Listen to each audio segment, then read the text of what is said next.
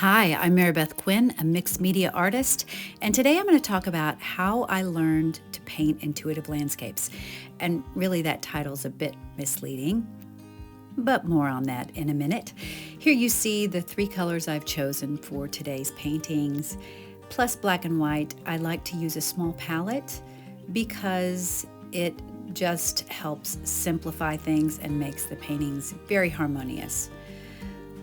But as you can see, I am painting two paintings side by side. This is because I like to paint in multiples. It helps me keep moving quickly, and it helps me not get specific too early, which that's just a big part of my process of painting intuitively. But back to the title. I guess the title, How I Learned to Paint Intuitive Landscapes, is a little bit misleading in that I never really feel like I've learned it, but I feel like I'm constantly learning. Every time I do one of these exercises, I learn more and I go further with my work. So I'm just going to talk a little bit today about how I do this. I'm sure there are many ways that people practice painting intuitively, and this is mine. So I start with just a little bit of paint and I do big brush strokes. I move very quickly, and then I find patterned collage papers that I have made, and I put big blocks of them all over the painting. This allows me a lot of ingredients as I move through the painting to work with. But the important thing is, at this part, is that I'm not thinking specifically at all about anything I'm putting on this page. I'm not thinking about a tree line or where a sky is. I'm not thinking anything about landscapes. All I'm doing is placing paper, paint, and mixed media marks on the page. I'm responding to color. I'm responding to the movement of the brush strokes or the pattern of the paper. And that is harder than it sounds. If you are presently in my intuitive landscape painting class, then you have experienced this yourself. It is hard to stay non-specific. What seems to make the most sense to us, if we're going to make a landscape painting, is to plan it out or to decide very early where everything is. And of course, you can make a landscape painting that way. Absolutely, you can. But if you're going to paint intuitively, one way that you can really expand that experience is to let the painting emerge from your intuitive marks instead of planning it out yourself. This takes a lot of practice, at least it has for me. So back to what I'm doing here. I started out with two paintings divided from one piece of paper, and now I have cut them apart and I've taken off the masking tape, and I'm beginning to just deal with the paintings separately. But as you'll see, I go from one to the other very quickly because I feel like that keeps me moving and it keeps me from attaching. And that's a big deal. When you get attached, you start making very specific decisions, and those decisions lock you in. So here I have decided where a horizon line is, and I decided later that I jumped the gun and I didn't allow the painting to progress far enough for me to, at this stage, know where the sky was. But, that happens. That's part of the learning process. So I was using that beige paint there to sort of quiet that area down so I could see it more as a sky. So part of my process of teaching myself to paint more intuitively is to layer the painting. And I will go through this process of layering paint and then I put on collage paper, and then I will do mixed media marks, and then I will go back and do more paint and define it a little bit further, and then collage paper, mixed media marks. And I do my best to not become attached to anything on the surface. To not look at something like, let's say, that dark mark there in the right and already decide that's going to be trees. I might loosely go on that assumption, but I'm willing to give it up as best as I can at any moment. And just keep placing papers and marks in places that maybe they don't belong, so something has a chance to emerge that I've never seen before or hadn't thought of. So that's what's happening here. I'm just layering more paint, and I'll go through this process maybe several times or a number of times throughout the course of both of these paintings. So here I'm mixing up some really dark paint, and I'm going to show you how fast I'm really painting in real time, so you can get a feel for what it's really like. Now I'm using a very big brush, so I don't allow myself to get defined and specific about these objects in my landscape, because one thing that I'm trying to achieve is I want landscapes that really have a lot of the raw energy of nature, the temporality, the imperfection, the randomness that is actually part of its appeal and beauty to me. And I'm trying to achieve that in my work. So I'm constantly looking for ways that I can do this. So now I've sped my process up again, just so we can get through this and we're not here all day. You don't want to do that. And I wanted to give you a feel for how it progresses. So I'm adding in this darker paint because I love landscapes that have lots of dark, rich shadows, along with very sunny areas and a lot of pops of color.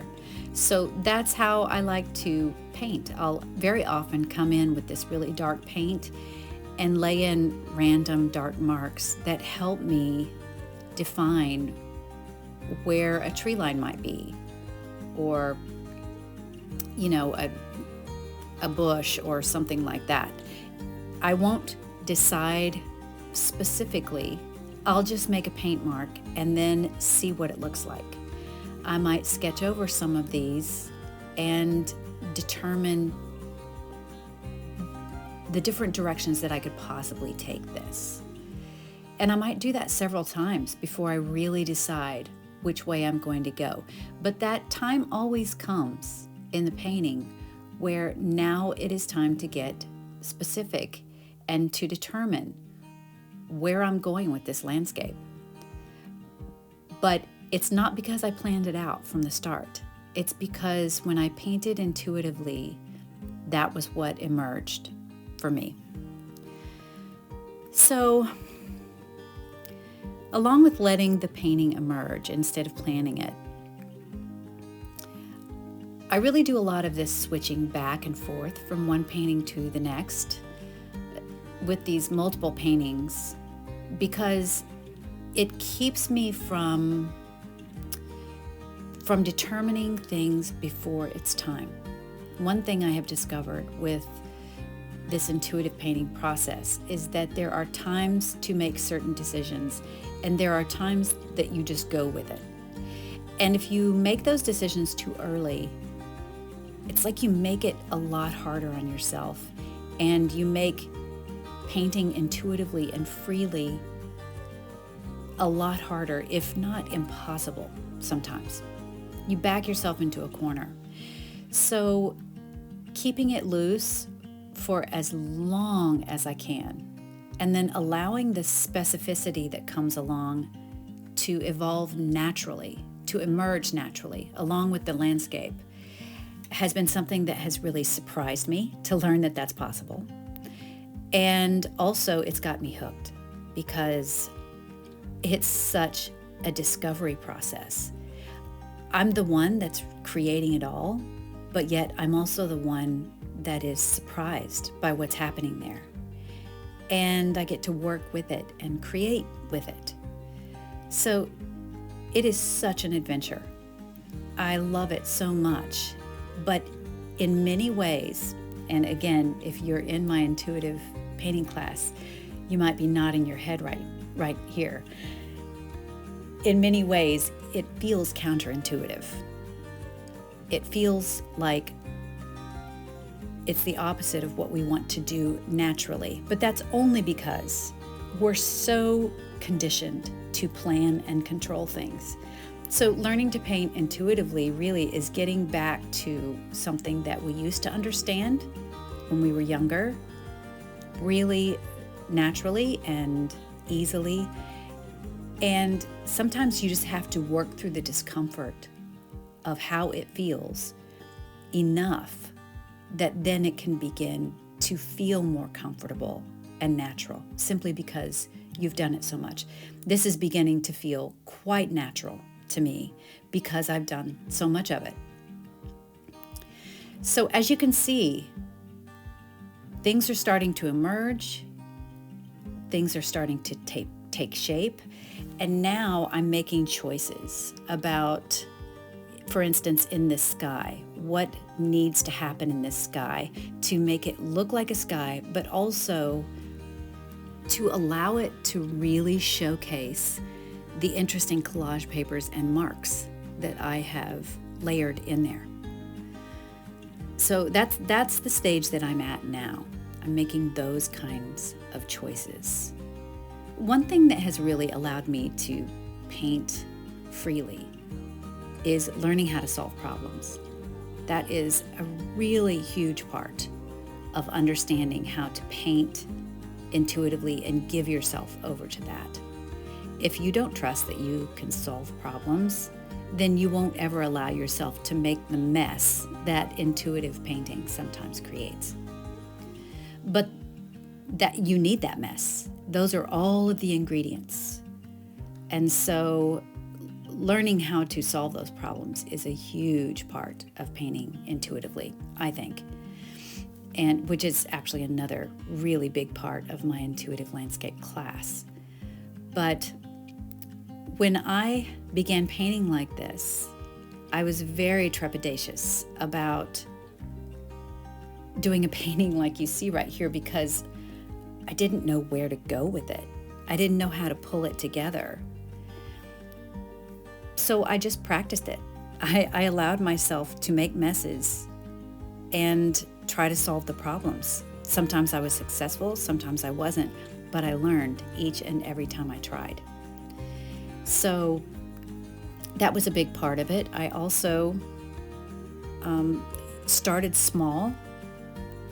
When I started doing this process, I started in little small 6x6 squares of paper and did a bunch of them at once. And that allowed me to encounter lots of problem solving, but in a safe, small size that felt manageable to me.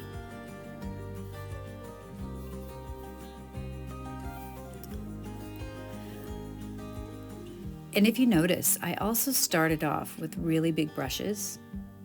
And as the painting begins to emerge and become on its own more defined, I begin using smaller brushes. The two go together. Usually, we start painting so small and specific that there's no way that they could look free and intuitive. They look tight and controlled. So honestly, a big part of learning to paint like this for me was about having some faith in the process and having some faith in myself that I could solve problems even before I knew how to solve problems. Like, I had to decide that I was going to believe that I had the potential to solve problems even when I was not necessarily doing it so well. And I just practiced, and I practiced, and I practiced. Now, I understand problem solving a lot better, but it's not because, oh, I just had the talent and I just knew how to do it. No, that's not how I've found it to work at all. You may have lots of talent, but there is skill involved in something like problem solving that really can only be honed by practice and just making mistakes, really.